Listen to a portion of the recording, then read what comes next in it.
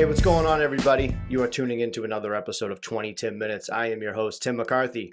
Today, I'm happy to have on female comic who is a paid regular at the Comedy Studio in LA. Her last album, Please Don't Leave Me, was #1 on the iTunes charts. Now has a brand new comedy album coming out on October 1st, which you can pre-order now, called Horny for Death, which is a great name. Welcome, Jessica Michelle Singleton. How the hell are you? Oh my God, I'm great. It's great to be here. I'm so excited to be doing your podcast. Frick yeah. We just had our rock, paper, scissors matchup, and you beat me straight up 2-zip. Oh, like a bitch. You went down. I needed that. I haven't played competitive sports in a while, so that's all I had. So I was like, yeah, I took it way too seriously. And it was stone cold, too. You looked me dead in the eye, and you're like, dead.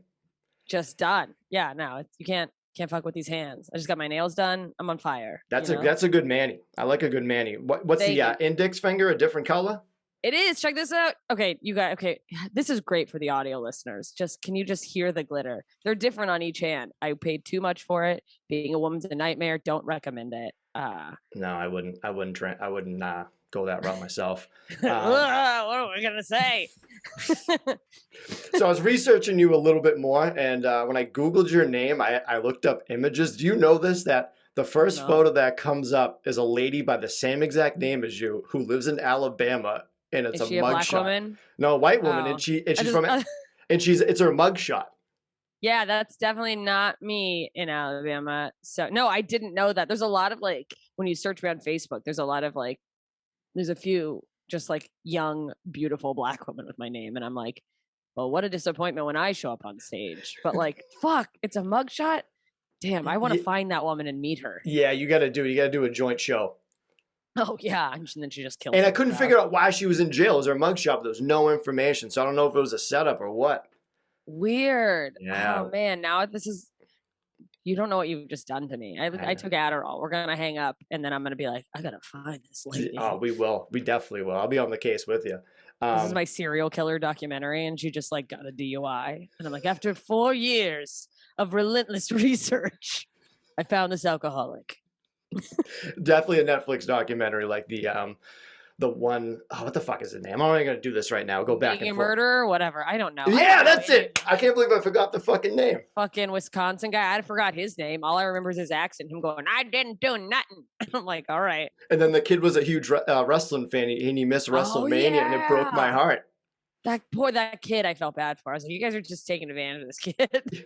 That's one of the worst stories ever. God, missing WrestleMania, what a nightmare.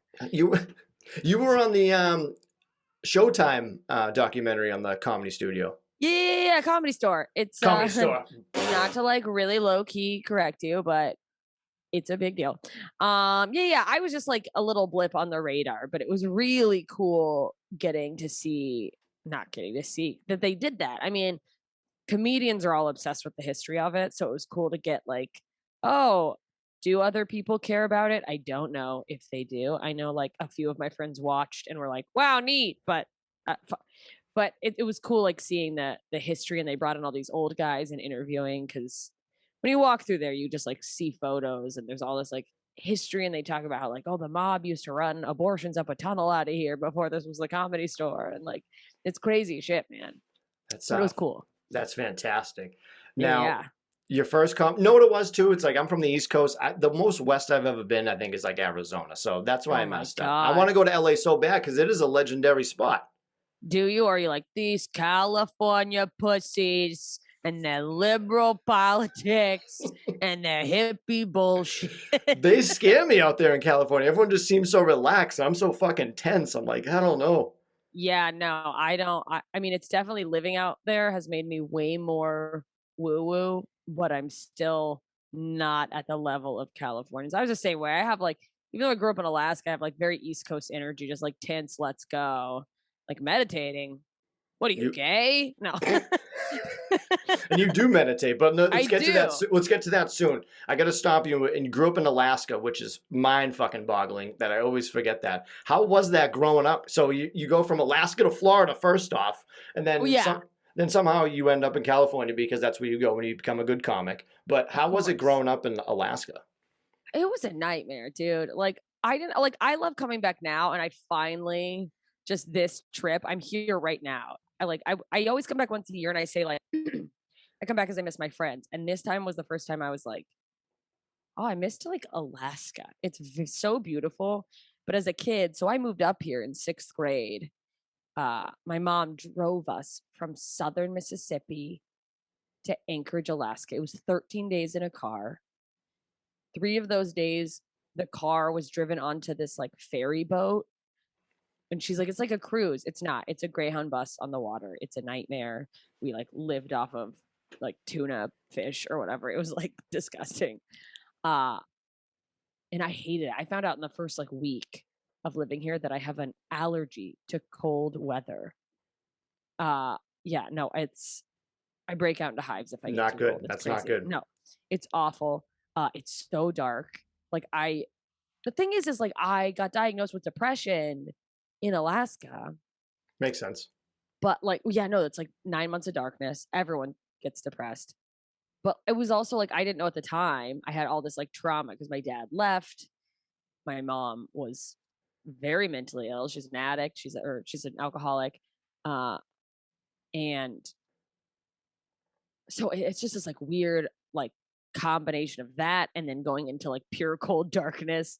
Wasn't great. I mean, I ended up like making friends, and by the end of living here, like my last like year of high school, I finally kind of came into my own and was like having a little bit more fun, but it was tough, man. This is like, you got to have some big balls to live here. I hate being cold. I'm in New England. I couldn't imagine Alaska. When did you get out of there? What age? 17. I graduated at 17 and was like, goodbye forever. Like, peace out. Like, just, I couldn't wait to leave. Like, I applied everywhere that was as far away as possible. I was like, if I never see a fucking snowflake again for the rest of my life. I mean, we have the highest suicide rate per capita. We have the highest murder rate because people go nuts. Like, by the time I got out of high school, I had so many dead friends. It was like crazy because that was my reality. So like going to Florida, meeting new people, and like having that every once in a while come up and realizing, oh, that's not normal. I just thought like, yeah, no, everyone has like 10 dead friends by the time they graduate high school. And you're like, I don't know anyone who's died. And I'm my like, grandma's still alive. I know. And I'm like, all right, don't brag. But it was definitely tumultuous. It takes I think a lot of something. Yeah. Yeah. Live here permanently. A lot of alcoholics out there. Were you oh yeah. Were you in a big city out there? Yeah, I mean, quote big city. I was in Anchorage, which is the big city, but it's relative to, you know, actual big cities. It's like a blip on the radar, but it's about 200,000. And at the time I was like, what a big city. And then I moved to Tampa for college. Then I moved to LA and I was like, I lived in a town. I lived in a somewhat large town. You're a cocktail of the craziest states of all time. You just went the fucking route of like a diamond star that you just fucked around. Like, I'll go anywhere as long as there's other white trash. Yeah. That's like, dude, straight up. Yeah. Like I literally, Alaska's like the south of the north. Like it's just like hunting, fishing, country music, which I love. But like, I mean, who I am now, if 17-year-old me, so like in my John Deere tractor hat with dip in my mouth, could see me now, like in LA, just like literally just pack it in, give me a pouch. Like I thought I was, I don't know, I thought I was a cowboy. Can you do the snap? I tried forever, and now I have arthritis, so there's like no way. I'd just be like, I just would. I'm like, I'm so badass, and then I just like tap on the fucking, like hit it on a table. It was so gross. It's where I would have it in for like 5 minutes and be like, I'm dizzy. Yeah. And the room is spinning. But I was like, I'm hardcore. And now it's like I meditate and I'm like trying to eat healthy. I'm like, I'm just gonna go on a hike to like be in nature. The things I would call myself, I cannot say on this podcast because they will get me canceled now.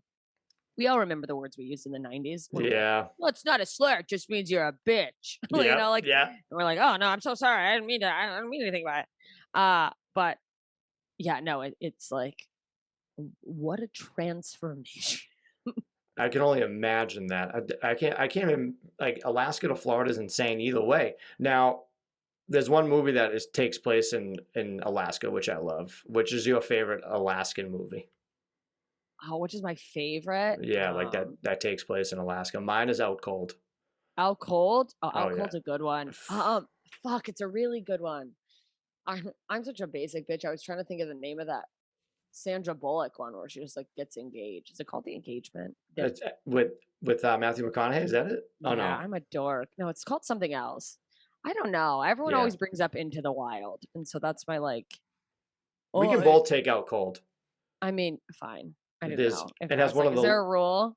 Can there's one of the was it Jason Jeremy, I don't know, those brothers that are fucking wild. yeah. Yeah, what was it, Jason and Jeremy? What are their last names? Oh, This fucking is like the hell. worst part of the conversation. I'm like You Googling. have to look it up because one's in Mallrats and the other one's in Out Cold. Yeah, and all I'm thinking of is Jason London. Is that who it is? No. Jeremy London. I mean, all I'm thinking of is Zach Galifianakis when I think about Cold. Yeah, Is what I was trying to say. Yeah. But then I pulled it up. Did you snowboard? Were you fucking hip? Dude, I tried. I sucked, man. Damn, you were fake Alaskan. No, I don't belong here. Like, this is like, I left and it's like, I miss it. But when I have this conversation now, I think about it because I'm like, well, what if I had stayed?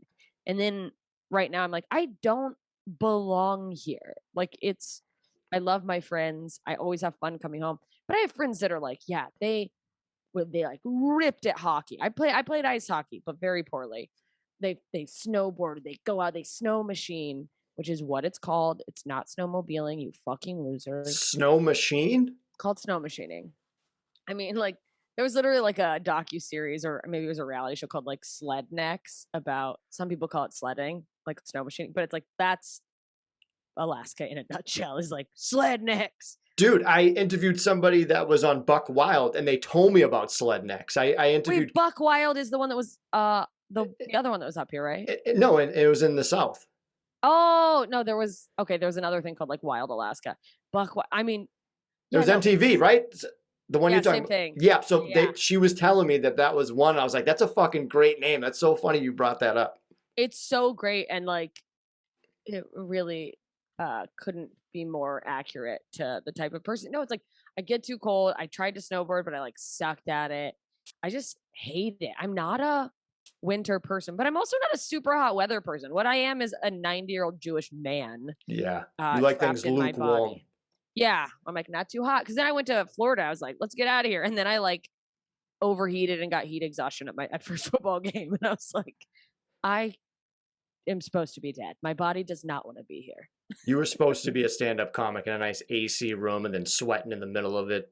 I know, literally. And it's like, sense. only I can start sweating in a comedy club where they're blasting AC. Like, now, you said that you had arthritis. Is that true?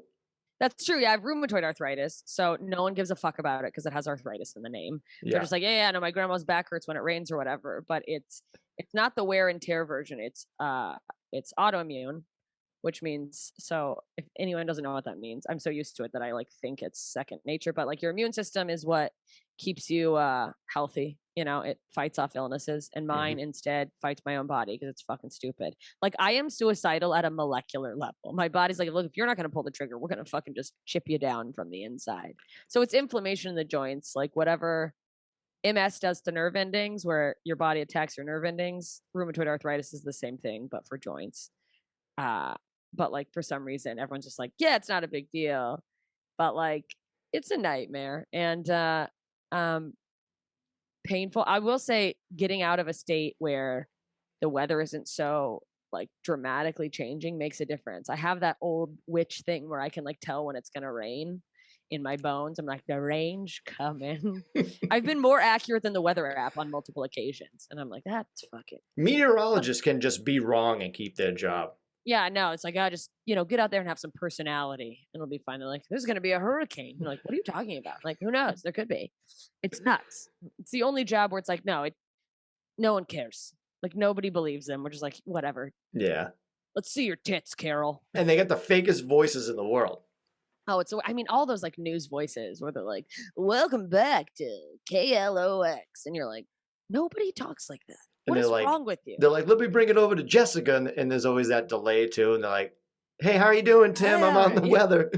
Yeah, I'm just outside in the elements. And it's like, was this your dream? And they have like just a fucking umbrella getting sucked by the Just like the rain and shit. blown away. Have you ever seen those like videos where there's like videos of weather people being like, it's really crazy out here, and then the people like walk by really normal in the background, and Yeah, you're like, what? they're just It's hammering all it up. acting. Yeah, It's the worst acting in the world. it's the Now, worst. how is your everyday with that? Like, what do you take to help with that? Well, I live on the edge. I currently don't take anything regularly, which there's some doctors who will tell you that that's not a great idea. I was on something called Plaquenil, which, funny enough, is hydrochloroquine. It's the thing that at the beginning of COVID, I don't know if you remember this, but Trump said, "Well, if you take this, that'll prevent you from getting it." It was just one of those like lies that came out when no one knew what was going on or whatever. Hmm. But there was a bunch of like people going out and getting their doctor to prescribe it, and then people who needed it couldn't get it. Like there was a shortage. But I got off of it probably a few years ago. I had a surgery on my wrist because I had like a gross little cyst in there, and I had to go off of it for 10 days because you have to get off anything that thins your blood. And then I immediately went on the road and I just happened to forget it. So I was like, I guess I'm just not going to take it for a month. And then when I started it again, immediately my joint pain came back severely.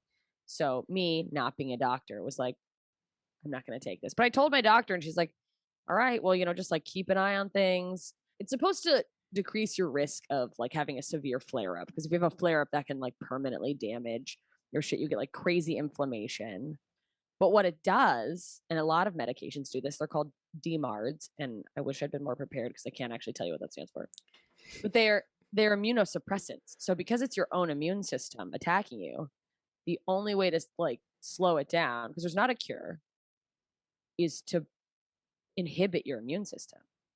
So like I travel all the time. This was like pre-COVID, but now with COVID, it's like, ugh. Yeah. Like, I don't want to not have an immune system, but you gotta weigh your options. I'm lucky that mine thus far, knock on wood, has been very low grade. It's like it's increasing very slowly. And some people just like explodes and their, joints get fucked up immediately. They're having, and it can affect your organs and stuff. But like for me, it's just fluctuating pain mostly. And when it gets really bad, I'll take like ibuprofen. Yeah. And I go through like spells of it being bad. And a lot of times it's like at night, which is so annoying because that's when I perform.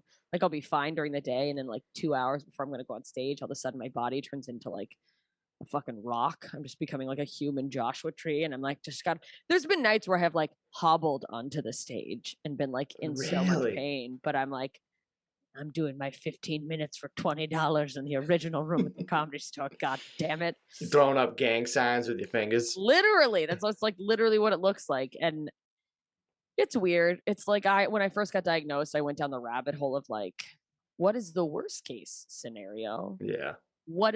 How much time will this take off of my life? And I like went crazy. I got really healthy for like 5 minutes. Got on like this special diet and it helped. But I go in and out. I Yeah. go in and out of it. What part of the body hurts the worst with that? Is it like your hands, knees, head, shoulders, knees, and It toes? usually starts with, yeah, literally head, shoulders.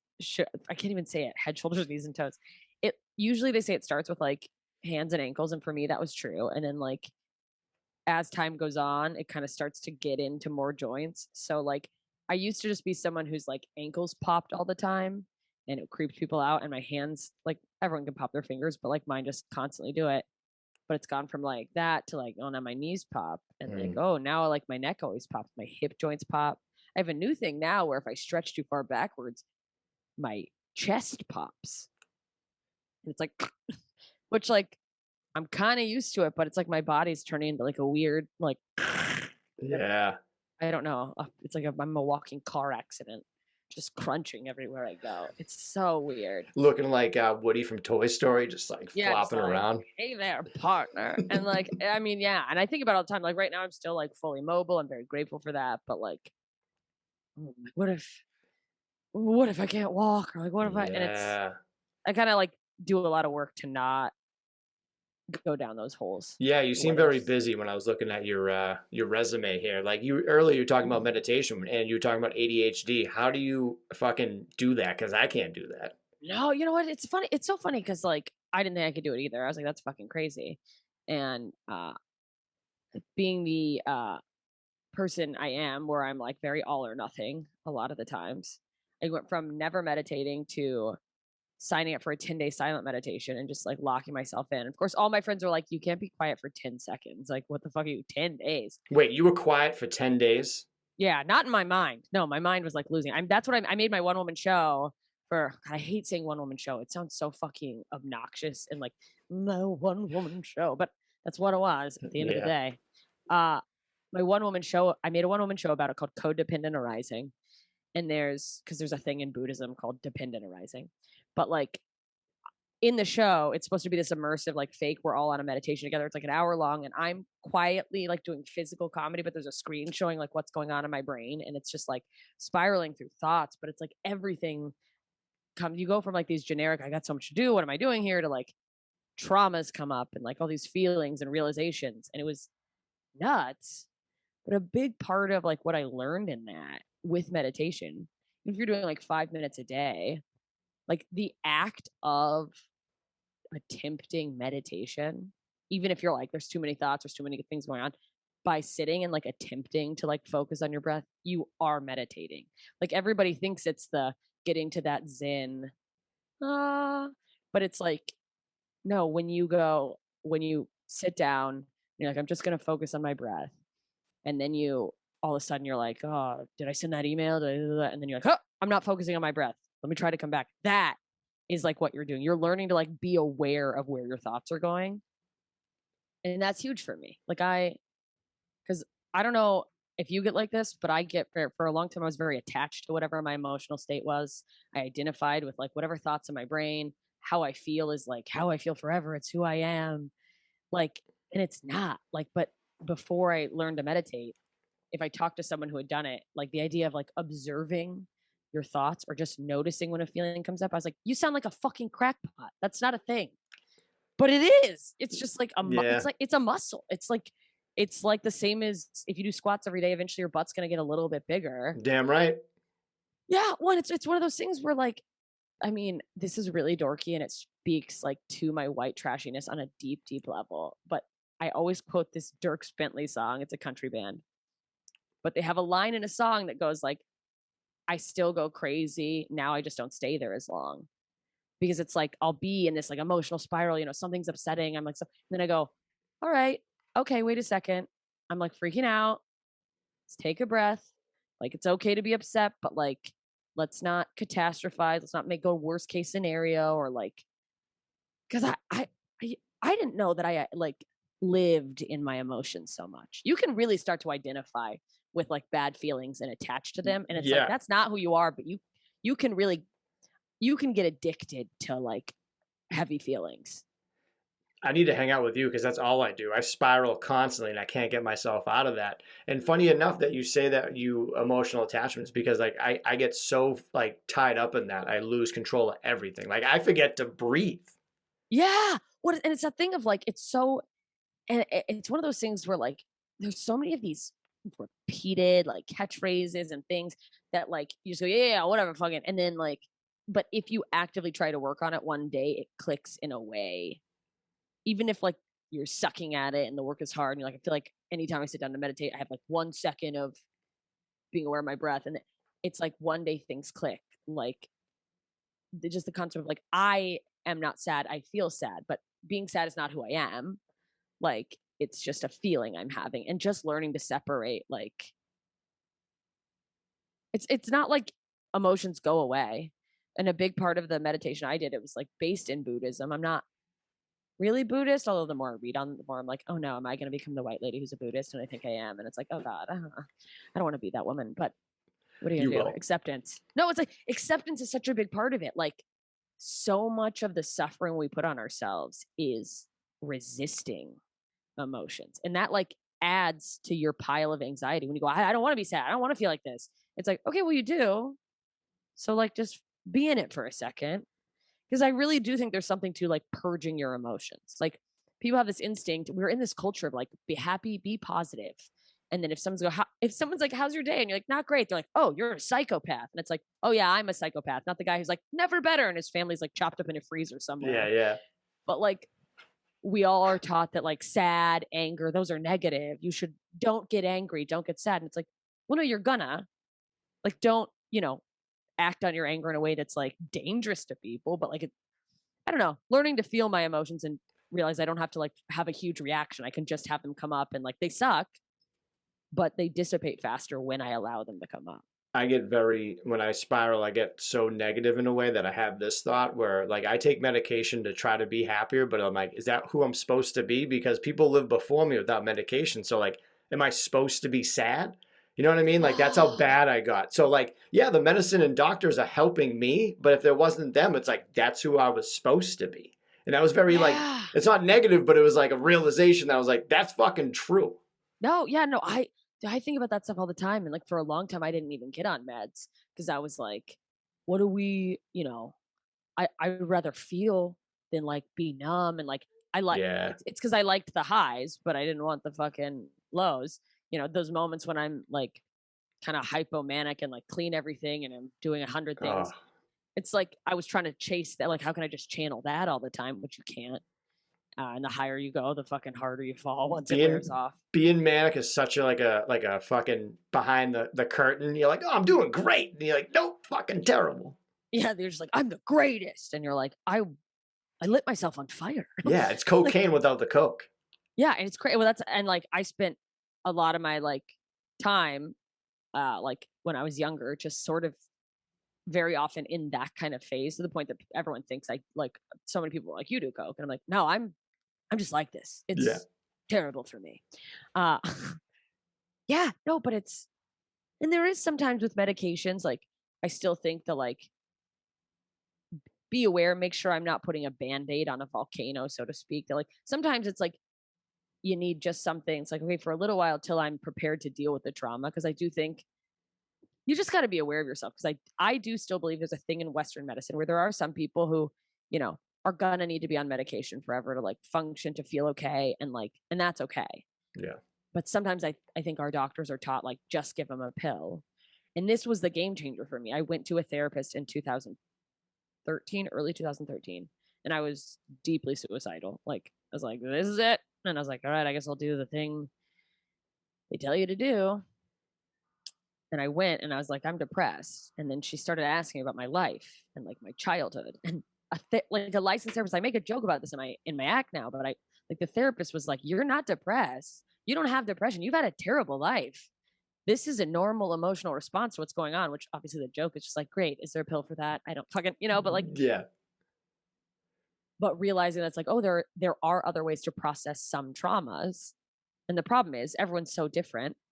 You don't know unless you decide to do the work and look at yourself where you're at. And either one is okay. And it's like, if what you need or want to do is meds, but like there's a lot of work that can be done, I think, to get in a better place to assess, like, is this the medication I need? Is this how I'm feeling? And like, obviously I'm not a fucking doctor. Don't try to cancel me. I'm not telling anyone to stop taking their meds, especially SSRIs. My God, don't do that. Yeah. Just no more monkeys jumping on the bed. What's funny too is like doctors can have bad days and like I can come in here, he's like, just take some fucking Xanax, get out of my office. Yeah, well, and that's like, to me, is a little red flag when they're like too quick to prescribe you, especially with psychiatric stuff. It's like, well, they should get to know you a little bit and like see what's going on. Cause it's like, I mean, I know so many people who've been misdiagnosed as, they have this, that, bipolar, whatever. And obviously all of those things are real and legit, but then they find out like, oh, actually, no, you have PTSD and you're constantly triggered. And that's what's making you fucking spiral. Cause it's like, you have all these like traumas from childhood. That being said, like, I have a very like realist, not negative outlook on getting over trauma. Cause I think it's like a thing you learn to like be aware of and like, and that goes back to meditation. And I'm not saying meditation is a cure all because it's not. Meditation doesn't stop me from getting triggered by things that like remind me of my past. Like the fact that I meditate has given me the ability to go, oh, I'm being triggered. Okay. Instead of like reacting at someone, how fucking dare you? I go like, oh, oh, this feeling has nothing to do with you. I got to take a minute because like I'm freaking out and you haven't actually done anything wrong. Yep. But I know exactly what you mean. And it's like, and a lot of times you need the medication to have that clarity because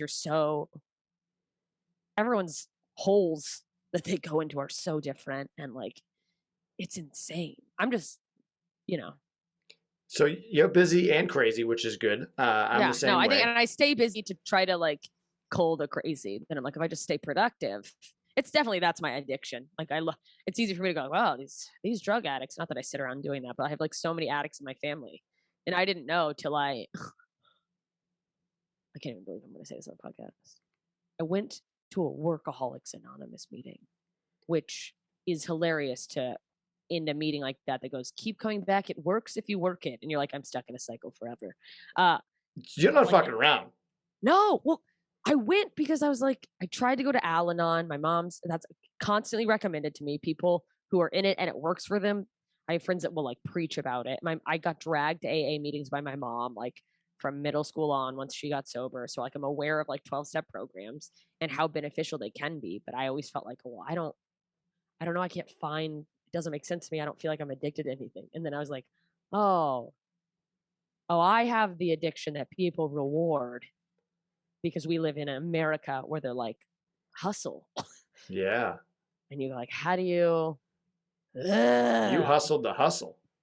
And it's definitely like trying to, I don't know if you have like, even though that's why I'm going like, 5 minutes a day, because who I aspire to be with my self-care is drastically different than who I am. Because like, yeah, no, I'm going to meditate every day. No, I'm fucking not. I meditate maybe once a week and go, I got to get better at this, but at least I'm doing it right now. Yeah. But like, it's like stop and do something that's just going to benefit my well-being. What am I, rich?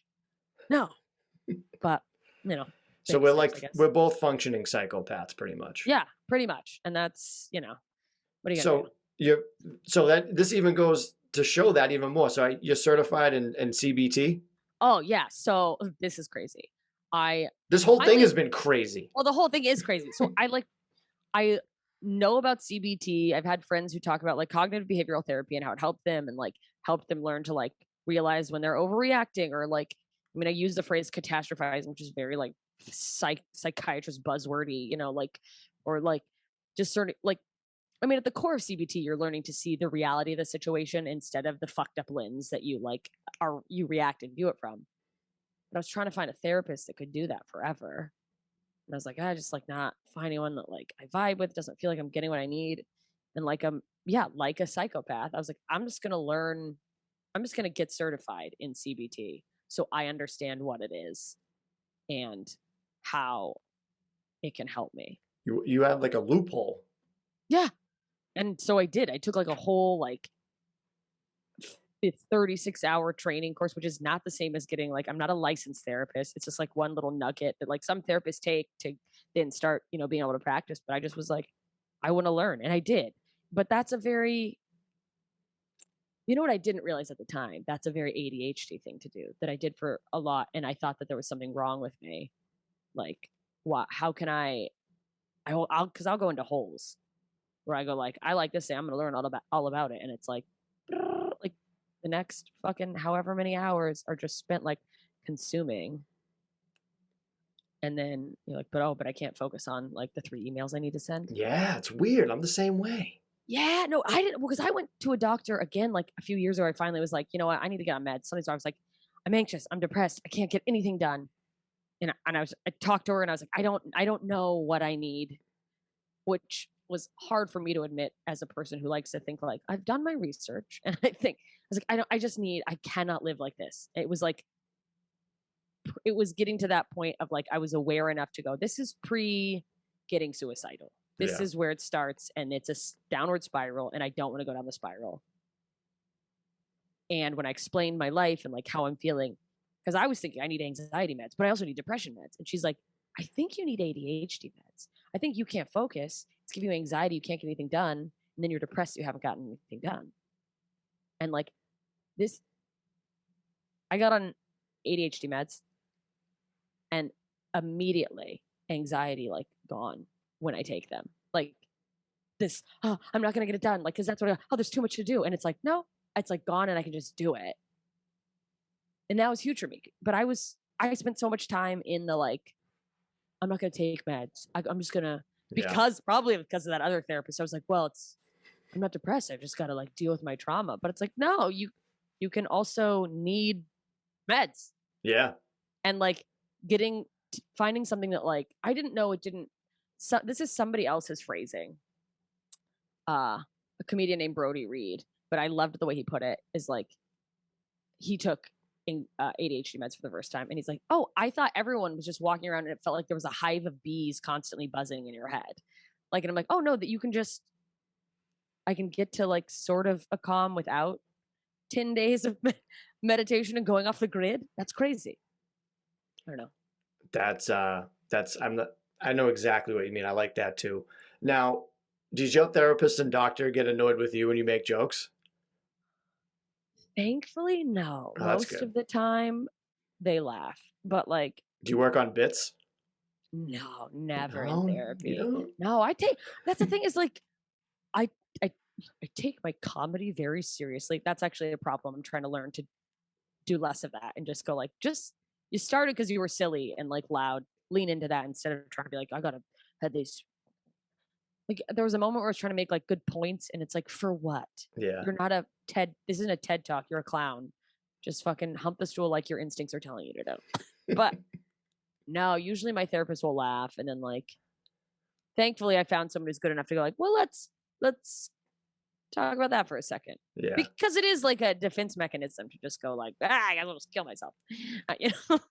But no, it's I never work on bits. I have gotten bits in therapy just through the conversation. Yeah.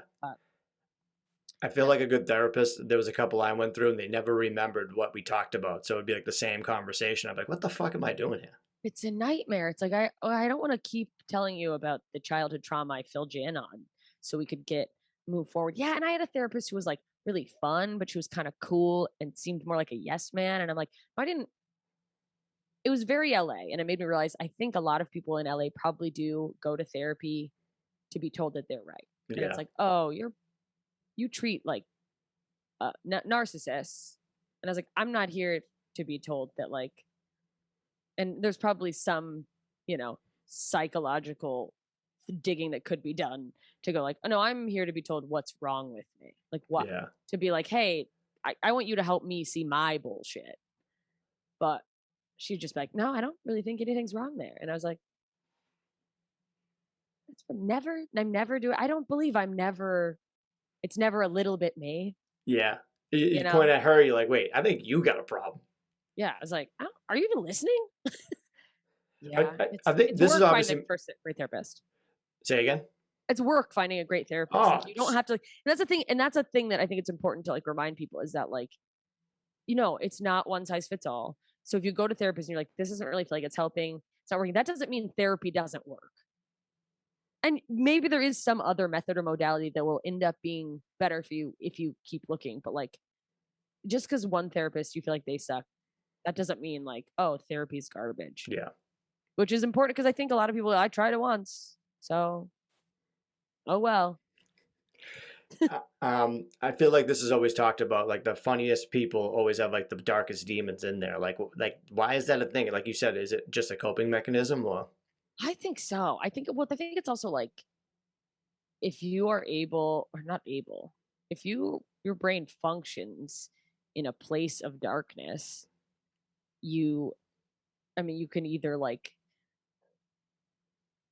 I mean, I don't know how to put together the sentence I'm trying to say. Sometimes things are so dark that like, well, you can either be miserable or you have to make your own light sometimes. Like sometimes things are so bad, there's no end in sight. Everything seems terrible. So like, if you're lucky, your brain can find a way to laugh at something that's terrible. And that's why I'm not someone who's like, oh, this fucking PC culture bullshit, but it's real tiptoe when people go like, that's not a thing you should joke about. Like I've made like rape jokes. We can bleep that or whatever. I don't know what you need to do for your audience, but like trigger warning. But like And I don't do it a lot on stage. I don't do it to be like shock value. I don't really do it on stage anymore at all. But it's like when people go like, you can't joke about that. It's like, don't you fucking tell someone else how to process their trauma? Yeah. Like If that's someone's laughing about it, then it's fine. yeah, I can. But like, you know, and obviously as a professional comedian, you assess what's working and what's not. And it's like, okay, well, at a certain point, if it's not working, you ideally quit doing it. But yeah, I worry when people with the like, don't say this, don't say that. And it's like, okay, well, don't like some people are just trying to cope with their own existence. Yeah. But yeah, no, I think there's a tie-in for, I mean, some comedians, it's just like more like ticking time bombs of like, Oh, wow, yeah. are they gonna fucking, I don't know if you're gonna make it. The or, like, cancel in culture life. bomb. Oh yeah, for sure. I just meant like people can't talk out their demons. Oh, right. Okay. Like, I know what you're saying. yeah, no, and it's like, oh, everyone processes things differently. And I think I wouldn't be surprised to learn that, like, I process things literally out loud. Do I need to do that on a stage? I mean, I could do some of it not. I'm here on a podcast. But that's what works. Yeah. And it's like, yeah, no, there is a lot of like, but I think as a comedian, you're an observer and like as part of the job. And it's this like chicken and egg scenario of like, where you like this and you became a comedian.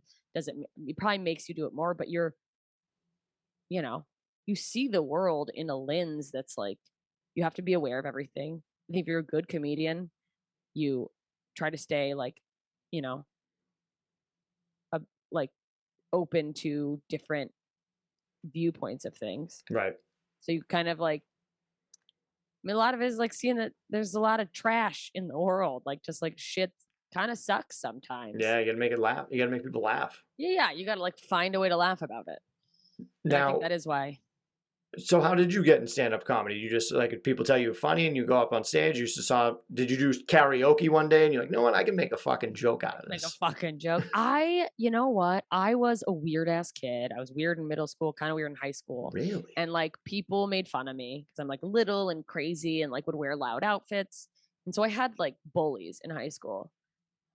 And I would always just like keep your blinders on, go to class, ignore it, just whatever. And then one day I just got sick of it. And instead of just keeping my thoughts to myself, I was like, oh, well, let's talk about you for a second. If I'm such Yeah. a piece of shit. And just like started just roasting people back and was infinitely better at it than they are. And I'm not a person who speaks confidently about anything I do, but that is one thing I'm sure of. And it was immediately like, oh, that's terrifying. She's so funny. And it was like a switch where people were like, I want to be your friend. Probably because they were like, please don't roast me. But like, I just became sort of the funny kid in class. I was like class clown by senior year is like what I was voted. And then I was the funny one in my group of friends in my like college. I was in a sorority and we did. I was in a sorority. You're so basic. Whatever. I know. Like I'm a walking pumpkin spice, but I don't even like pumpkin spice, but I do like a good coconut milk latte. Anyway, very LA of you.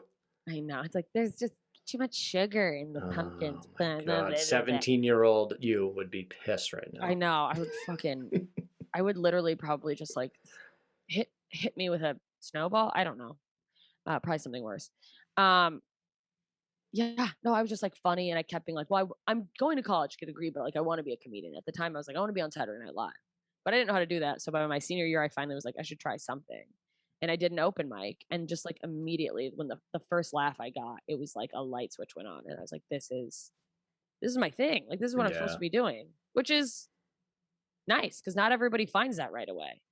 And it was just like, it's very woo woo. And I know you're like Boston and probably think like, that's fucking stupid. But I was like, oh, I think I found my purpose. Like, I was like, I think I'm supposed to be doing this. And then just hit the ground running. I think what's stupid is that I don't see you coming to Boston for any shows. Okay, what's stupid is like, what the fuck is the deal with your clubs there? Like, sorry, I'm not big enough to play the Wilbur, but if anyone wants to follow me on Instagram and change that, that'd be great. But like, all the comedy clubs I know of there, a lot of times they're like, I'm at a level. I'm at the bottom of the top. Like I've made it in terms of like, I do all my income is from stand-up comedy. Really, really deep comedy nerds know me because they've heard me on some other bigger comedians podcasts. It's like this trickle down, but I'm not a name. So every club I've reached out to there will just be like, oh, well, I don't know. I don't know. Fuck No Boston. shit. I like. I'm just kidding. I want to No, come there. dude, come here. It's funny. I like when people know the Wilbur, so it is kind of like well known. Yeah, no, it's so well known. But it's that, and then like, I mean, what comedy clubs do you go to? Because the only one I know of is like Nick's Comedy Stop, and they're like, well, we book locals, and I'm like, I guess you do. You could just say, fuck you, you're abroad, you're not funny. But like, yeah, Come I out, don't know. So come out and just do I need some an open independent mics. venue. Oh yeah, that That would be is a great idea. That's weird. There's a time I would have, and now I'm just like, I can't. Oh my I'm not God. above open mics, but I make money at the store. I'm not going to leave that behind. No. And I saw that little Instagram post you had. Your name is like right on the outside there. Oh, it's great. I got prime real estate. You don't get Yeah. to pick.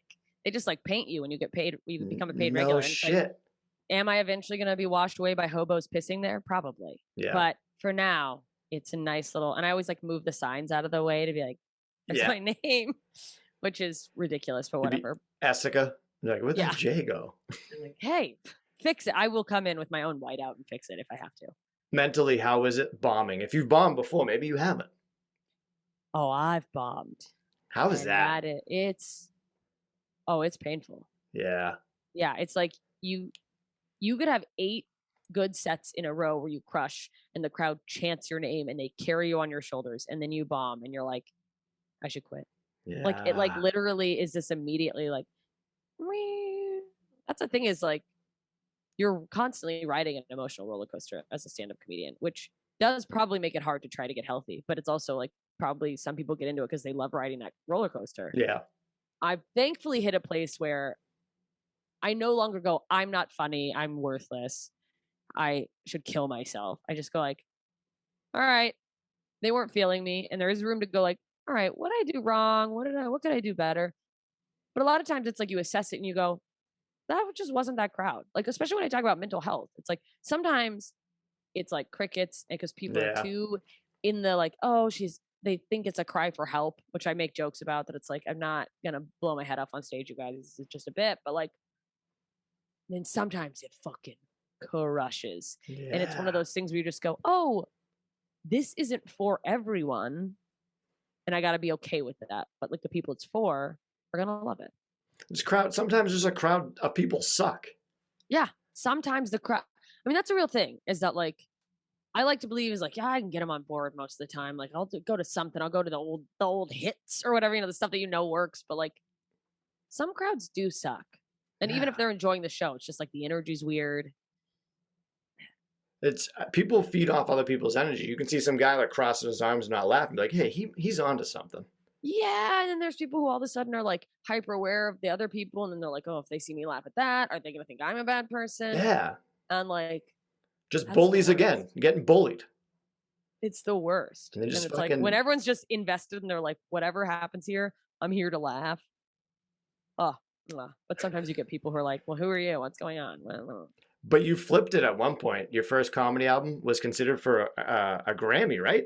Yeah, I got on like the first round nomination list before they picked the like final 5. But it was like, I'm like, all right, well, Patton Oswalt, I think, got the Grammy that year. So it's like, well, I was among them. And it's like, yeah, you just kind of learn to lean into who you are. And I think that's fucking awesome. It's like an NCAA bracket. You were maybe like the 11th seed and you were trying to get by. Yeah.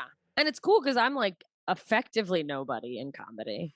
No, you were you were number 1 on iTunes. That can't be fucking even more easy. so then. Well, yeah, no, it's cool going like, oh, because you go out, you do your set, you're like, does anyone care? Did they laugh? But they're not going to remember my name, or like, and you see your social media start to grow a little bit, and you're like, oh, okay, like people are following me, but like, is it because I post pictures of my butt and not because I'm funny? Not that I'm posting funny very butts. gross butt, and it's like a funny butt.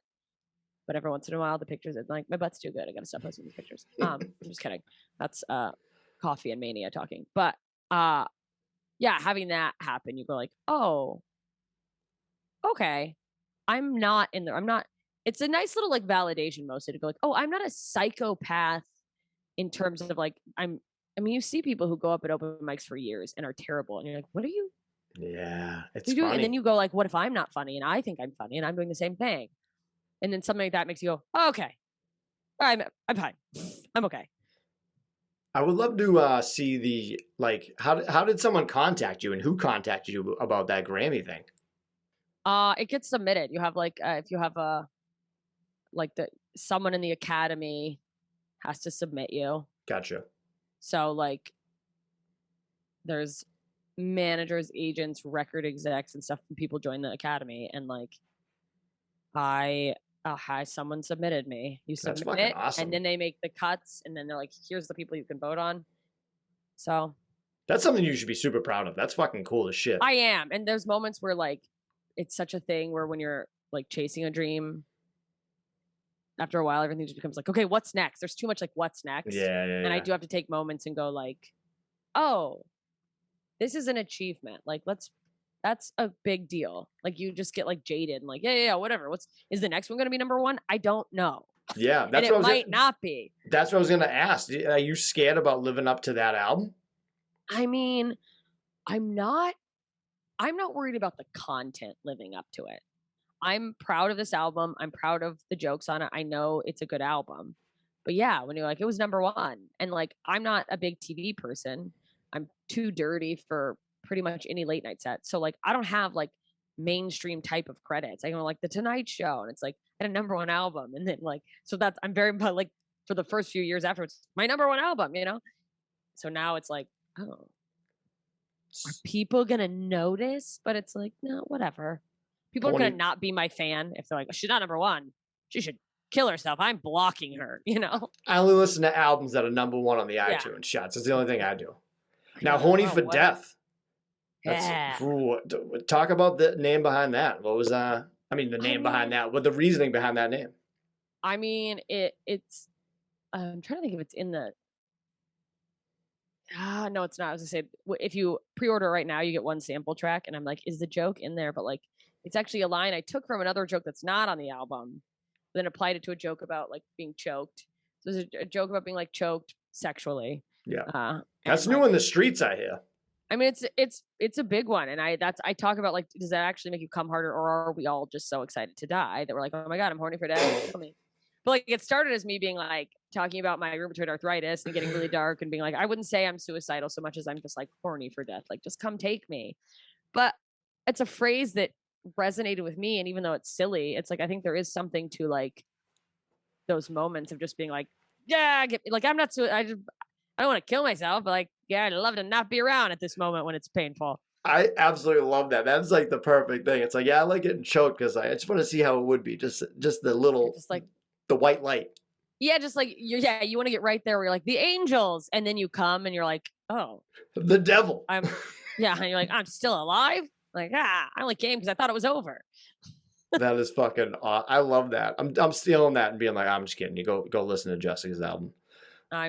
As long as you tell them to go listen to my album after. I will. And it's going to be on October 1st, and you can get it on the So now will that album be on Spotify too? Like, how does that? Everywhere. Yeah. Okay. It goes everywhere. So like, you can pre-order right now on Amazon Music and you can get it.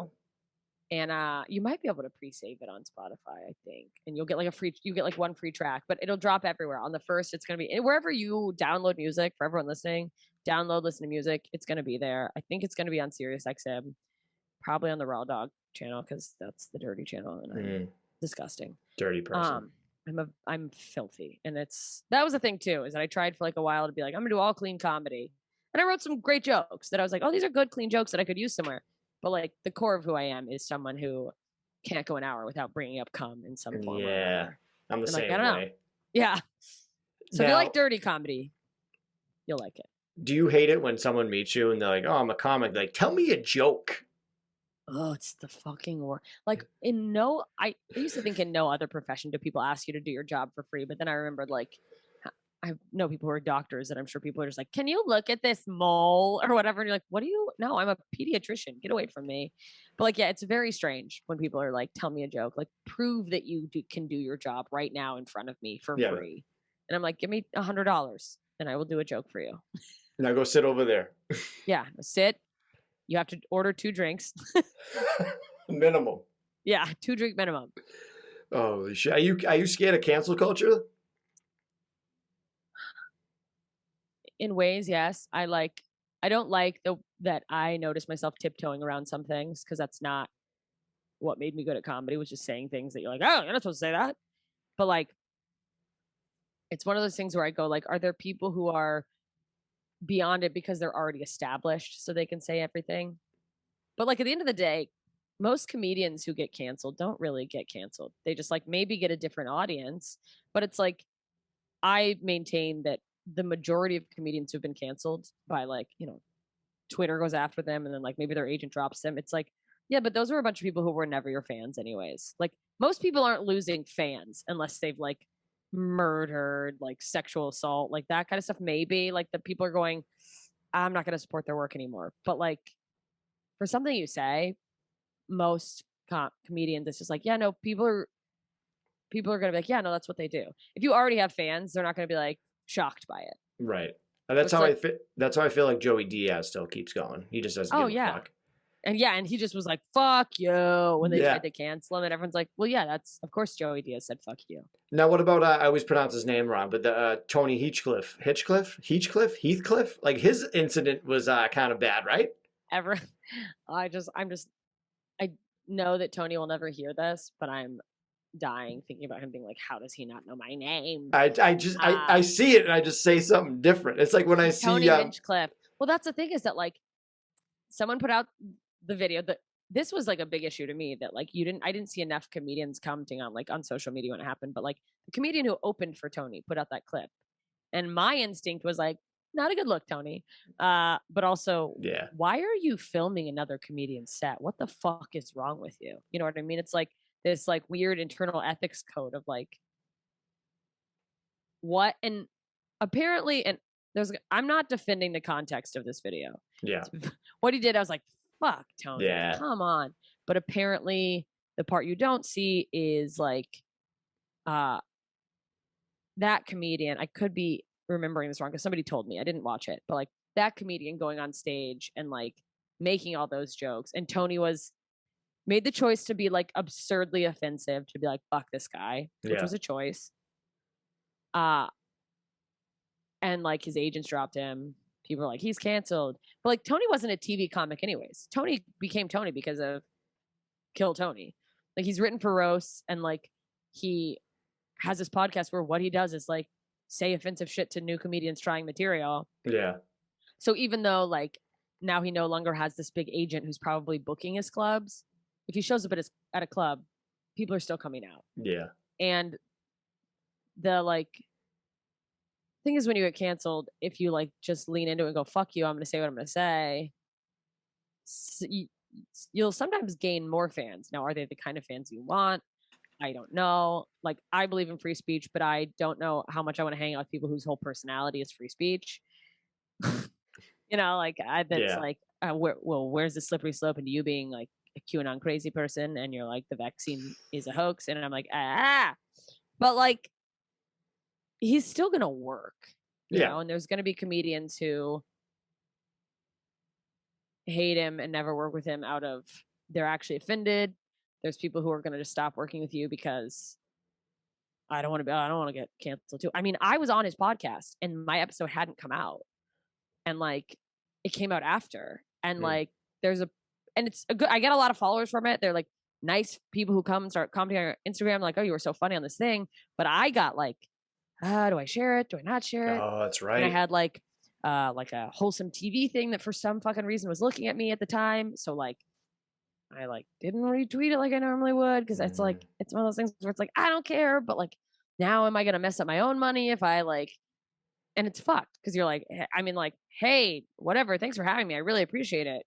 I don't know what to do, and you just get like scared. Yeah, it is. But he's like now with Rogan, like he's opening shows with Rogan now too, and like someone's like, oh, Rogan took down the poster, and it's like, yeah, you just let it cool down. And that's the thing is,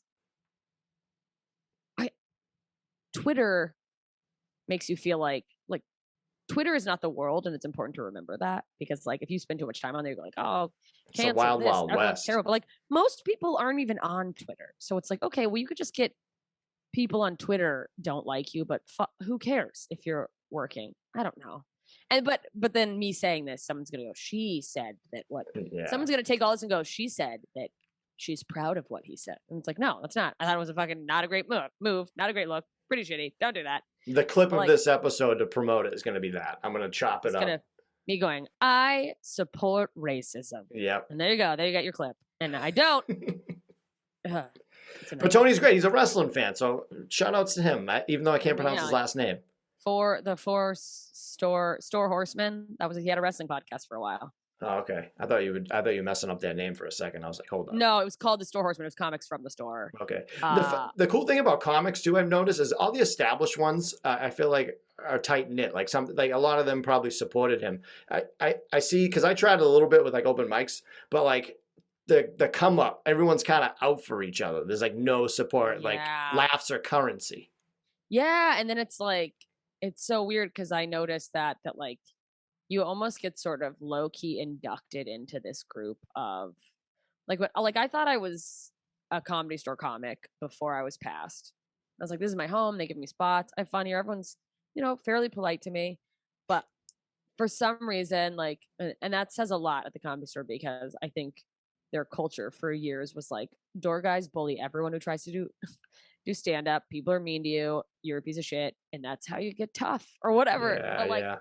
As soon as I got passed, it was like the way some of these bigger comedians like treated me, and they were never rude to me, but all of a sudden it's like, oh, you'll have a full on conversation that it's like Bill Burr knows my name and like he'll see me, and when he gets off stage, it's real. Like this happened the other night where he got off stage after crushing, and I was just in the back watching in a booth, of course, and he comes out and everyone's like watching him, like there goes Bill Burr, and he stops. He's like, hey Jess, how are you? Oh, good to see you. How you been? And now everyone's looking at me like, well, who's that? Yeah. Who's she? And it's like, and I'm just going, oh my god, he still remembers my name. But trying to play it cool, like, yeah, man. just chilling. How are the kids? And in my mind, I'm like, it's Bill Burr. It's like, Bill, you playing the Wilbur? Do you need an opening set? You need an opener? Okay, I have one person in Boston who told me to come out there, so people are really asking for it. I'll be out there just cheering with a big sign. Yeah, he's like, who's this fucking loser? Who's this fucking guy? Yeah. Now it's translated over to this. I know we talked about him before this, and I feel like we talked about suicide a lot. But another guy from there, Brody Stevens. Yeah, Love him. Yeah. So, do you have any good stories about him? I mean, I don't have any stories. Before we go further, people that don't know Brody Stevens, he was like a comics comic, right? You would say he's that? Very much a comics comic. He closed out the main room a lot, like, which was, everyone called it the Sam Kinison spot, even though Sam Kinison actually mostly closed out the OR. But it's like this big spot where like, it's the end of the night. You are the closer of what's supposed to be the greatest comedy show on the Sunset Strip. You know what I mean? Greatest comedy club in the world. You have to bring like a really unique and special energy. And he was magical. Like he just was like silly. He would do crazy things. We had these like just funny like dad puns. He'd come out like drumming. He did high kicks. He was just fun. And it was like watching Brody wasn't just watching a comedy set. It was like an experience. Yeah. And he had like little catchphrases that would always come back up. And he's one of the comedians. Yeah, when you say comedians, a comics comic, we're all in the back of the room. We're like, Brody's up. Let's go watch. Because you never know what's gonna happen. If he's gonna just like lose it on an audience member because their arms are crossed, like arms crossed negative, and just he was very special. Yeah. And I wish I had like a specific nothing's coming. Like there's so many of them, and now I mean most of Brody and I's magical moments were in the back patio of the Comedy Store. One time we got in like this, I don't know how it happened, but we were just like shouting medications at each other in the back of the parking lot about like medications we'd taken, which is a very Brody thing to do. Yeah. So people that don't know, Brody Stevens ended his life by suicide, and I resonated with him a little bit because I'm a bald guy with a little bit of a beard, and we both took Lamictal, which is I'm on, and just reading about him like always bummed me out because he was a comic that I always loved to see and I never did. So that was a big bummer when I heard about that. Yeah, it was really sad, and like he was constantly like, you could see. I mean, this is morbid and dark, but Ian Edwards, when it happened, of course, like everyone who knew him was posting and sharing memories and whatever. Like, this is dark, but I think anyone who like knows someone who is like deeply struggling, like Brody would say things like positive energy, yes, positive push. And when you look back, you really think like that was for him. Like that was Yeah. him being like, come on, man, keep going. And Ian Edwards, I thought, had the most like, I mean, it was heartbreaking, but poignant post where he was like, like Brody really hung around as long as he could because he was like struggling. Yeah. Oh no, I'm gonna cry through my Adderall, and that says a lot. Yeah. Yeah. Like it was like an uphill battle for him. I mean, what really put him on the map in a big way was when Comedy Central did Enjoy It, and it was like about his mental health struggle, and it was like very real and raw, and like he's just one of those people where you're always like, yeah, he just every day you're like, I hope he makes it through, and it was hard, for that to happen. And then there is the like, a million thoughts of like, natural grief cycle. What could I have done? But it's like, I don't know. I think most of us who knew him just feel grateful that we like got the experience because he's Yeah. like, it's like he's an energy, and it sometimes feels like it's very corny and again woo woo in LA, but like there's times where it's like you feel like you can feel him there with you. I Yeah. swear to God, this happened a couple weeks ago, and Jeremy Scipio, who's a door guy at the Comedy Store, no, it was Jeffrey Baldinger, who is a great comedian as well, and is the pianist at the Comedy Store. We were talking because he and I were on actually like Brody's podcast together, a couple weeks before Brody took his life, and this other guy, Chad, popped in. But Jeffrey and I, we like wrote a musical together. We're like, he's very funny. We're like good friends, working partners. And we were talking about Brody, and like I like did something with my leg. I don't know what I did. Like kicked my leg out or something as I'm talking to Jeffrey, and like I swear to God, like I turned and I was like, I'm so sorry because I thought I had kicked someone. There was nobody there, but I like felt, and I was like, oh my God, he's here. He knows we're talking about him, which is very like probably just coping with your own, ways of coping with death. But no, Brody was magical, and that one really hurt like the whole store. I mean, that was like a loss you felt because he was like the guy Yeah. that closed the main room. That you're like, they call it the Brody spot now. That's cool. And you're like, who's gonna fucking fill those shoes? And it's nuts. Yeah, you got to come with the heat. Yeah, I feel like comics are the toughest to read because you guys are so funny. You're like, oh, they're fucking happy. Don't worry about it. Then you're like, ah, shit. Well, and everyone thinks that like, oh, for some reason, doing comedy. Not for some reason. I guess if I really thought about it, it would make sense. But people are like, oh, you're so brave. So it's just for getting up there, and like, so like people just think like, well, this person they'll think things through, and they have, they have all their friends they can call, and it's just those things where like, it fucking happens. I mean, like comedians, I would say it's probably like at a higher percentage rate than a lot of other professions. You're gonna see suicides, but it's like, I don't know. It kind of taught me more than anything that, you can go the route of going, I need to be on defense, try to like save all my friends, which you're not going to be able to do. Spoiler alert. Sorry. Yeah. Most of the time when it happens, there's not going to, it's going to like, for some people, especially like with bipolar, like it comes on so quickly that it's like, boom, boom, boom, I'm out of here, because it can just like in a moment, you're just in such a deep spiral. But, and I've learned to be very grateful for the time I have with everyone I love, and just try like, and that's not to come back to meditation again, but like learning to be present and like enjoy the moment instead of worrying about where's this going, what's it going to be, when are we going to do this thing. It's just like be here now and like cherish this thing because at some point this is going to be, you don't know how many of those things you have. That's what I do every time I say goodbye to somebody. I always say I love you, and like people think I'm kidding, but like if something ever happened to me, they'll be like, "Oh, the last thing Tim said to me was I love you." So like that's my big thing. Like I'll say it to my friends, and they're like, "I'll do it," and like I'll be like, "I love you," and hang up. They're like, "What the fuck?" Yeah, no, I do too. I actually somewhere on a very like sad muffled clip on my computer that I saved. So I was the last person who brought Brody on stage. Wasn't supposed to be his last set, but he didn't. Yeah. He like didn't show up. And it's the main room, and I would always tell Brody I love him. And like like most comics, like video record or they audio record in their phone. And I had a video prop, but like my friend Nicole, who's OCD and very efficient, my set was over, so she took it down, which took me a minute to be like, I really wish I had the fucking, but like in my pocket, he comes on stage and I hugged him and I was like, I love you. And he had never done this before. So like, it's almost like you look back and you go, oh, there were like little things. Like, Yeah. and he goes, I love you too.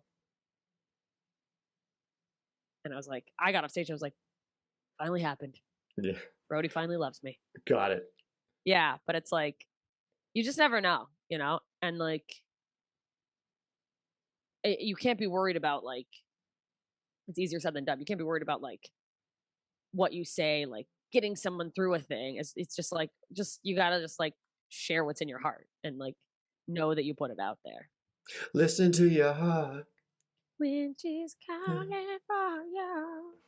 Sing like Unless an angel. it's telling you to hang in the closet, and then maybe take a step back. Yeah, just get out of the way. Listen to your meds. No. You do a country song on that. I have a country song. I know. I looked it up. I was hoping to segue into that. It's pretty funny. It's like, is it? At first, I was like, I don't know if she's being dead ass serious, but then like I heard like it's talking so about funny. It's like silly. blue balls. Yeah, like it wasn't supposed to be. Like I wanted to write a country song, and I was like, I don't want it to be musical comedy, but I'm okay if it's funny. But I was like, very like, I want to make sure that when I put this out, I go, this is a country song. I am not a musical comedian.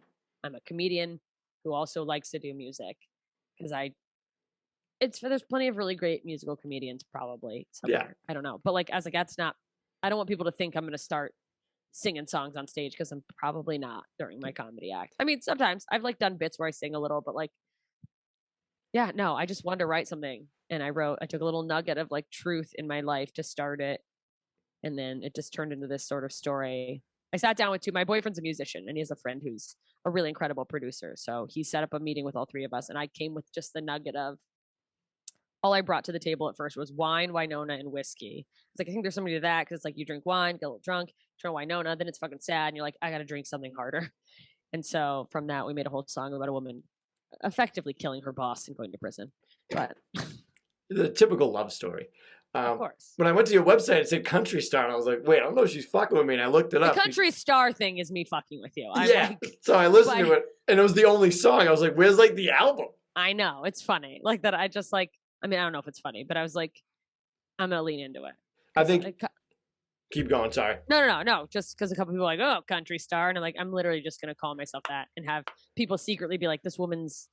It's like, is it less delusional if you're in on it? I don't know. If they're like, she's nuts. She calls herself a country star. She put out one song. And I'm like, no, I know I'm kidding. Whatever. I feel like you have the recipe. There's a recipe for every country song, and you have the whiskey part. There's like tractors. There's fucking heartbreak. There's always like... There's prison. Yeah. That's a big one. Boots. Fucking everything. They're like, I got my blue jeans on and my cowboy boots. Like that's like every song. Yeah, it's literally like every song. It's like, well, I grew up listening to it, so like even in the session where my boyfriend was, he's like an incredible musician, but he's always played, he's like in an alt rock band, and so he's trying to like add things, and he'd be like, well, we should do it more like this, and I was like, no. If there's one thing I know, it is trashy country. Trust me on this. And his producer backed me up. He's like, no, she knows what she's talking about. He's like, there's a system. And I'm now, do you like old country or do you like this new like fucking like Morgan Wallen like on a boat type shit? I love old country. Okay. Gotta be honest. Did like Morgan Wallen. And then I was like, oh, he's canceled. I guess I'm fucking done with that. Like I like what I like about country is the storytelling. So like I hate a lot of the new country that's like broy. It's like tequila shots. We're taking, tequila. But when it's like, oh, there's a story about like, I loved you, but then you moved away and you like chased a dream and I missed you. Like, I like the fucking, dude, I think I just like the sad shit. Where you're like, I'm gonna give you somebody to listen to when you're done with this. Is Lenny Lashley, Gang of One. He's part of. I don't know if you've heard of the Street Dogs. They're a punk band, but he had like his own country album. And it's pretty good. So Lenny Lashley. Lashley. He's from Boston. Okay. So I'll give you someone. Out. And he's good. He sounds like old country, like almost like Hank Williams type shit. Oh, I like that. Yeah, like I like outlaw country too. Tyler Childers right now is who I'm obsessed with, and he's well known among country fans, but he's not a country radio guy because he just talks about like getting too fucked up on like cocaine and I don't know. It's the type of music I want to hear. Yeah, no, it's great. He's great. Check him out. All right, let's finish with this because, again, I love stand-up comedy. So this is kind of a two-part question. Okay. Who got you into stand-up? Like, is there any specific comic? And then two, I want to know your personal Mount Rushmore of comics. It doesn't have to be like, oh, Richard Pryor and like this. It's like your personal top four plus the person that got into you stand-up. Like, what would it be? The person who got me into stand-up, if you saw, I don't think anyone,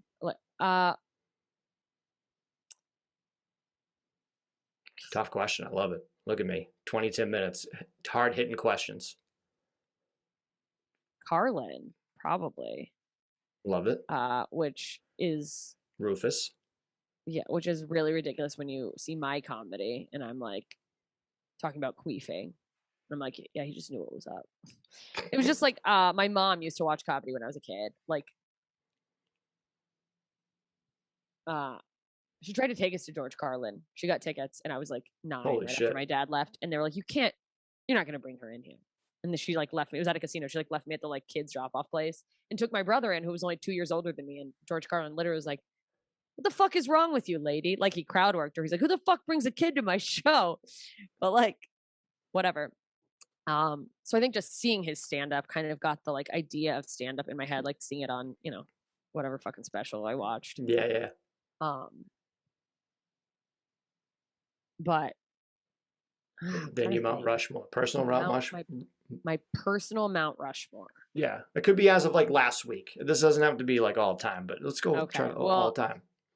Some of these names are not quite household names, so I need you guys to know that. This is perfect. That's like when you buy an album of a band and at the end they give like credits to other bands that you don't know of, and that's how you find them. So I like that. Yeah. So I'll start with the ones that are maybe more known. So this is what 4 on Mount Rushmore. Okay, so Dave Attell, definitely up there. Fahim Anwar is one of the funniest people on the fucking planet. I'll have to check him out. Don't know him, look him up. He's like silly and goofy and like he's just the best.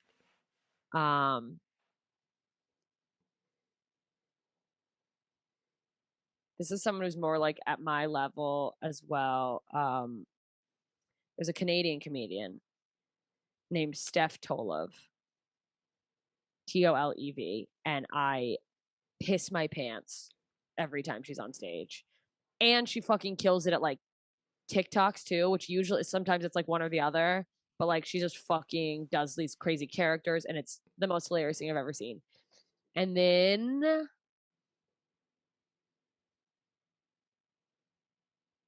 I'm trying to think of someone who's like bigger that I would also put up there. I mean, it's like Bill Burr. Yeah. Yeah, Burr. Guy's fucking, he's the best. I love him too. But a close behind that is a lesser name, a guy named Jamar Neighbors, who he's a Comedy Store regular and like sometimes his sets are really hit or miss, but he's just so fucking fearless and off the wall and does like the craziest shit that like he's someone, it's very comic. He's like Brody now. Like you come in the room to see him. Like, yeah, hopefully Brody comes by and kicks you in the shin for not putting him on there. I know, sorry, Brody. Brody too. I felt like that would be too corny. No, it's all right. It's fine.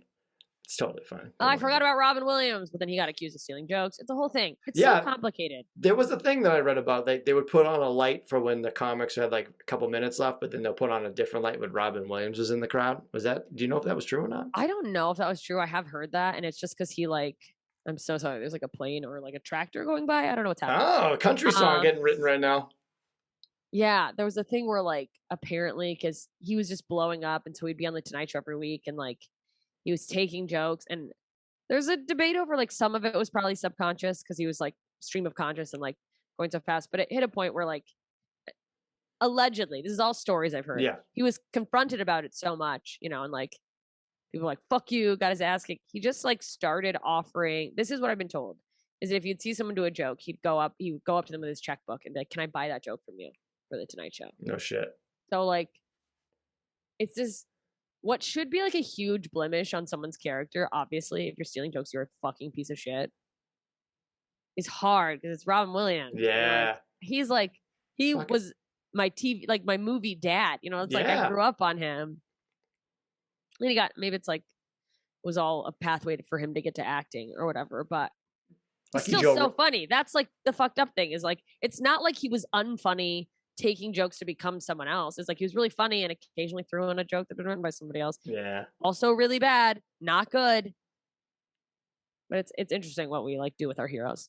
Luckily, Joe Rogan wasn't around. Oh, fuck, man. If fucking just punch Robin Williams in the face. Yeah, his hair would have fell right off on his arms. You know what I think is like the difference with that is, I think Robin Williams like owned up to it and felt bad about it, whereas Carlos Mencia was like, "Fuck you, I'm the greatest."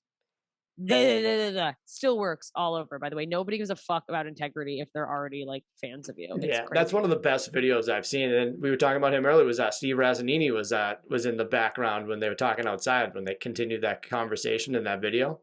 Oh yeah, no, I haven't watched the video in so long that I don't know if it was like pre being a comedian when I saw that. I think, God, I gotta go back and watch that. Steve's the best. Well, that's the thing about the store. It's like a family, and for the most part, people like back you up and they look out for you, which is nice. I'm gonna come out there and pee on your name from outside and make sure the Jess. I will have the bouncer beat the shit out of you, but I highly encourage it. Everyone come pee on my name. What's next for you? Just dropping this album on the 1st and got a lot of touring going on. I'm going to Grand Rapids, Michigan on September 16th through the 18th. I'm doing a show in Philly at the end of the month. I'm doing a show in Raleigh. I'm taking a family trip to Hawaii. Not my family, because we would never do that, but my boyfriend's family, who's a group of nice people. That's going to be fun. Then I'm going to see my family in Las Vegas. Jesus, you're all over the map. Yeah, and a lot more shows at the end of. I'm doing Skankfest in Houston, which is Louis J. Gomez and Big J. Okerson's festival. Okay. Big J's so funny too. He's definitely up there. Is he still rocking fingerless gloves? I think so. Here's a fucked up thing. For a little while, I was having arthritis flare-ups really bad in my hands, so I had to get compression gloves, and I was wearing them out because my hands could not function and they're fingerless. And multiple comedians called me Little J. Okerson, and I was like, can we not?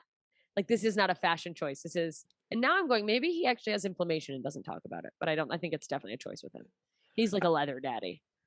I definitely want to come out to LA and go there because it's a legendary. And we got to get you out to Boston. I see that you come to Buffalo.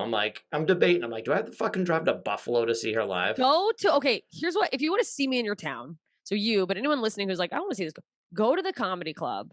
And like sometimes they have comment cards on the table during shows you can write people on, but just go up and like talk to the staff or send them a Facebook message and be like, how do I get this person here? Like, I want to see XYZ, because it's silly, but it helps because they go, oh, this person has fans. And like, even if they don't run out and book me because one person said it, if the next time I reach out to that club and I'm like, hey, hi, this is who I am, I would love to come to your club, they go, wait a second, people have been saying her name here, let's get her out here, let's like, people want to see her. So like, it's all guerrilla marketing. I will make about 20 different email addresses and start sending them one by one. And then I come out and you're the only person in the crowd. And they're like, and you better not charge me because I'm not paying fucking $20. All right. No, you can have, I'll get you in. I'll get you on the store too if you come out to LA. All right, perfect. I definitely want to come out there. Now, 2 more questions for you, then I can stop chewing your ear off. If you were like a professional wrestler, boxer, fucking MMA star, and you came out... I'd be a wrestler, a diva for sure, but go ahead. Yeah. And when you're coming out, you probably get it out anyways when you come out to the stage. What song would be playing for you? I think I'd have to go with like Bang Bang by Jessie J. That like bang bang into I know the that room. jam. I think that's fun. I think that's a good song to come out to, and I think it's like high energy because I imagine if I was a wrestler and MMA person, I would definitely be like, I don't think I'm a heel. I think I'm like very just like hype up. I don't know. I think I'd be like a non-arrogant, but with the same energy as Chris Jericho, but without the narcissism. That sort of, like, I think I'd be, I don't know. You got early 2000s Jericho hair. That's what I was gonna say. I was like, I think maybe I'm just seeing my own hair in the Zoom, and I'm like, it's like Edge and Christian. Like, who is she? I loved Lita when I used to like. She was like the best to me. Every girl did. Yeah, and I was like, there's all these big titty Trish Stratus's, and I was like, no, I want to be her. I want to be like jumping off the ladders, and now I'm arthritic, and I'm like, I'd have to be like, lift me up to the ring in full body padding. Like, don't hurt me. Your body is like a 50-year-old wrestler. It is. No, it's like I did all those things, but just didn't. but my body is fucked up anyways. I feel like I have the body of Mick Foley, like just wearing throwing sweatpants all myself the through time and tables. barely Yeah. moving. Yeah, just like I don't even think my neck moves anymore. I love how you know your wrestling shit. That fucking, I'm even more of a fan. What was his book? Who, Mick Foley? Smile. Yeah, he had like a book that came out in like 2000. Have a nice day. Have a nice day. Yes. I was like, smile more. That was like the only thing I wanted for Christmas that year. I was like, I want to have a nice day, and I fucking binged it. I loved it. I fell off the wagon with wrestling. I have no idea who's good now and what the stories are, but sucks. Man, now. for that period in time, that's a great belt. That's a great belt. Look at you, world champion. Everyone, look at me. World champion of 20-minute interviews. This has gone way over 20 minutes. Yeah, well, you failed big time on this one, but what can you do? 3 things that you're grateful for, and then we'll say goodbye. 3 things I am grateful for. Yeah. The ability to laugh at really bad things. I think it's a gift. I think some people can't do it. So I'm grateful that I have that. I am grateful for the mobility my body still has. And I'm grateful. You know what? This is going to be an eye roll for some people, but after the fucking year we've had, but I'm actually really grateful for Zoom. There's so many like podcasts and things where I've met like such cool people. Like this is great that I wouldn't have fucking met you. And also my podcast, I refused to do anything not in person until this happened. And I was like, I just got to fucking learn how to do that. Like, I'm grateful for technology. Yeah. What a gift. Zoom in your room.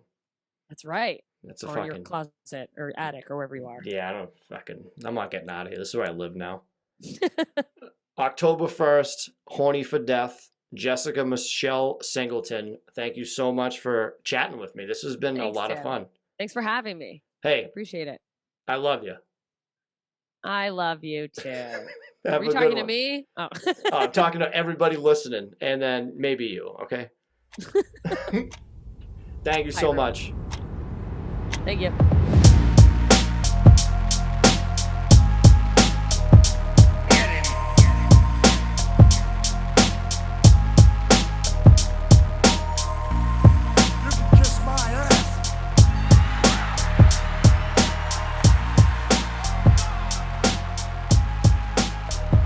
This podcast is not intended to be a substitute for professional medical advice, diagnosis, or treatment. Always seek the advice of your physician or other qualified health provider with any questions you may have regarding a medical condition. If you are feeling suicidal, please dial 911.